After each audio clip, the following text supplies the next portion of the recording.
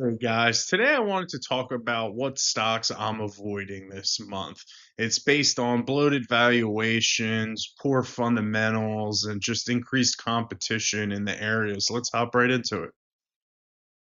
All right, so first up on the list here is Red Cat. And for those of you that don't know, basically build military grade drones and uncrewed or autonomous systems for both the air and the sea. They're all designed, built, and assembled in the United States. And their mission is to essentially create affordable, intelligent, and stable drones that can give soldiers the eyes in the sky and strike capabilities on the front lines without putting lives at risk. So there are a couple red flags that stand out to me with this stock, but the first one is the government short range reconnaissance contract that they have with Red Cat, and that gets updated about every 2 to 3 years. So there's no solid guarantee here that Red Cat keeps its relationship. And there's definitely a risk here with all these other drone companies, Kratos, Ondas, if I'm even pronouncing that right, AVAV. Very well they could switch to a new drone maker when, this contract comes up for renewal. And on top of it, it seems like some other investors have been, seen this problem and have, kind of elevated it here to the point where there's a legal case outstanding on whether Red Cat misrepresented the size and duration of the contract when they presented it to investors. Investors have also raised doubts that, how is Red Cat going to develop all of these drones with almost no capital expenditures at the moment? Where is this investment that they need to make these drones? It seems like there would be a lot more capital expenditure intensive than the CapEx that is shown on their financial statements. It's going to be an incredibly cash intensive business, and it raises the risk that there will be significant dilution to raise that level of CapEx. And I think the ultimate share count is probably going to be way over 90 million. And if you take a look at their cash flow statement here, right, I want to get down right to the nitty gritty. I want to see, is cash coming in the door, going out the door? And, throughout their 5 years here of operating, every single year, there's been an outflow of cash. They've never been net income positive. They have no cash from results in operations, and they continue to pile on the losses while they still need to add to this CapEx. And we're not seeing that. So, I bet dilution's on its way. But even if you look at some of their valuation metrics, right, they're negative. So on earnings, so every single profitability metric is negative. And if you look at revenue and sales, right, like if you were to come to me and this company was trading at 1 or 2 times revenue, I'd say, I see the vision. It could be very important. A mass supplier, low cost. I see where they're going, but at 9 times revenue, I mean, it's not enough juice for the squeeze here, and I'm not seeing enough in the fundamentals to make me really have some conviction in this stock. And next up on the list here is AST SpaceMobile. And I think the company has really cool investment thesis, right? Trying to bring Wi-Fi to super rural areas. They'll be going up against SpaceX, but they're just from a fundamental and management perspective, there have been a couple steps taken that, I just disagree with. And considering the overall valuation and where it sits right now, just not an attractive time for me to buy.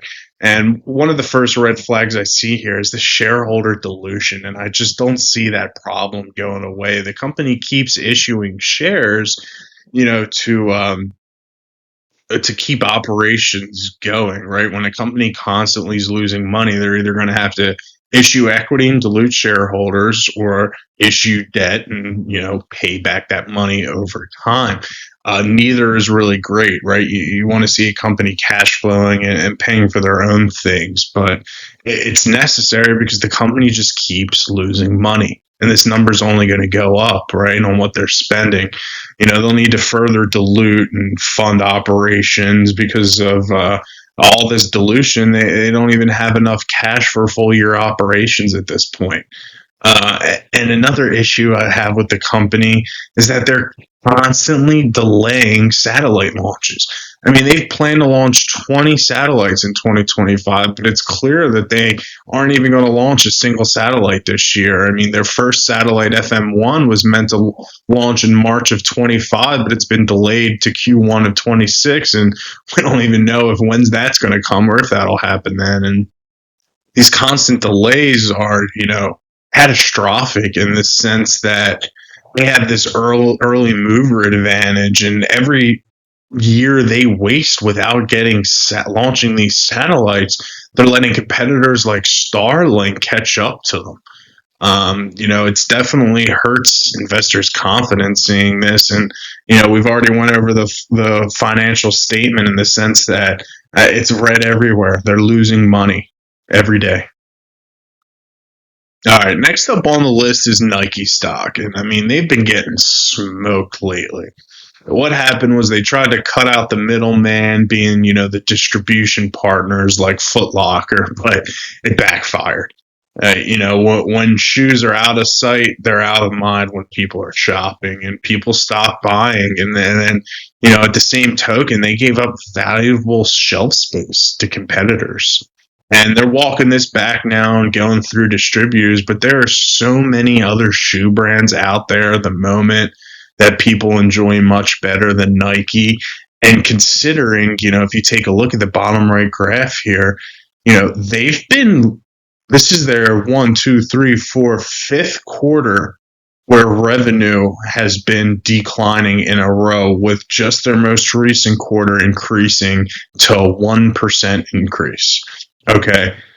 For that slowed growth and how much it's fallen off the cliff, the stock's still trading at almost 34 times earnings. I mean, that's higher than the average stock in the S&P. I mean, 34 times is, I think, right around what Google's trading at. I mean, for a stock like this, and especially shoes, I mean, I get that they have the athletes and the marketing and everything, but it's just shoes. All right, next up is Open Door, and I've already talked about this stock twice, but I mean, I really just don't understand why there's a whole army here of retail investors supporting this stock. Um, what seemed like a slap in the face to me was this make whole payment that was released in their quarterly earnings made to the CEO, the new CEO, Kaz. I mean, they're giving the guy 15 million. I guess I get that he gave up a lot leaving Shopify, but to give him $15 million and not tie it to any metric performance, any increase in stock price, any EBITDA threshold is really irresponsible in my eyes. It's a lot of money for a company that's not doing a lot. And then he did this whole, with the last earnings report, this like dividend warrant, and if you buy before the 18th, you'll get, if the stock price increases above a certain threshold, he'll issue, you know shares in the company under a different, like ticker, like it'll be Open Door K, Open Door Z, and it just felt very Ponzi scheme like, right? Like nothing good has happened in the company, but he's trying to create this scenario to where if people buy the stock, I'll give you more money at the end. Ponzi scheme is what it really seems like. And what cracks me up is if you look at this top right picture, this is their third quarter highlights.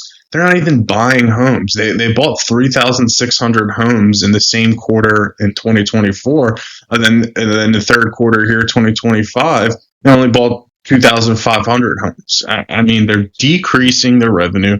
They're decreasing the amount of homes they're spending. They're increasing their losses. I mean, it's like not a great company to look at. And if you just look at their operating history over the last 6 years, it's red. It's red. Even when the housing market was good and was booming, the company still couldn't turn profit.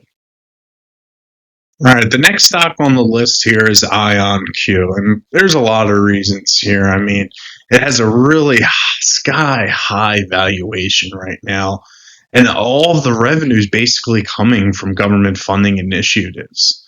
The CEO sold when the stock was, trading near all-time highs. And he even said in an interview towards the beginning of this year when the stock was trading in like the mid 20s that, we need to tamp our expectations here. I mean, the current system operates, with like 20 to 36 algorithmic qubits, with goals of 256 by 2026 and millions by 2030. But like integrating this for hundreds of thousands of qubits still remains experimental.